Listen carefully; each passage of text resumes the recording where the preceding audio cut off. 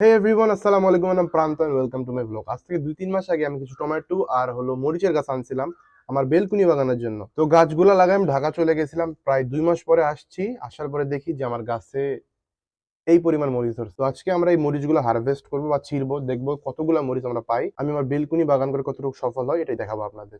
তো চলেন শুরু করা যাক। আমি আমার লোকাল বাজার থেকে কিছু মরিচের গাছ আর কিছু টমেটোর গাছ সংগ্রহ করছিলাম, যার ভিতরে মাত্র একটা টমেটোর গাছই টিকছে, যেটা আমার থেকেও লম্বা।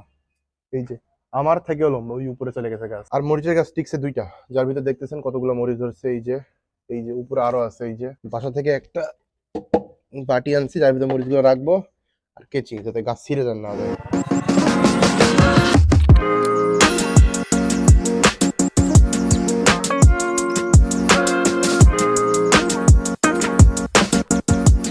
মাত্র একটা গাছ থেকে এতগুলো মরিচ পাইছি। এই যে আপনারা যারা করতেছেন ছাদে, একদম সহজ, জাস্ট মরিচের গাছ আনবেন, সুন্দর করে টবে লাগাই দিবেন, আর জাস্ট টাইম টাইম পানি আর মাঝে মধ্যে খাবার, এক সপ্তাহ পর পর। দেখেন মরিচগুলোর সাইজ দেখছেন কত বড় বড়, বিগ সাইজ।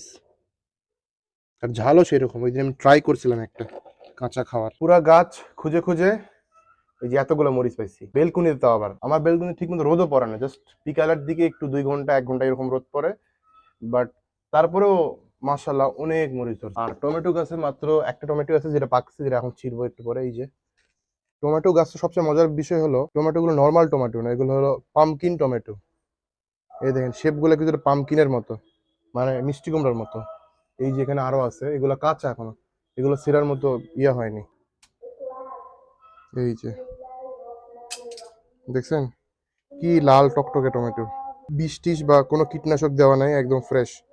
আপনারা অলরেডি কে কে এইসব টুকটাক চাষ করতেছেন, আপনাদের ছাদে হোক বেলকুনিতে হোক, অবশ্যই কমেন্ট করে জানাবেন। এসব কমেন্টই নতুনদের ইন্সপায়ার করবে। সবাই ভালো থাকবেন, সুস্থ থাকবেন, আল্লাহ হাফেজ।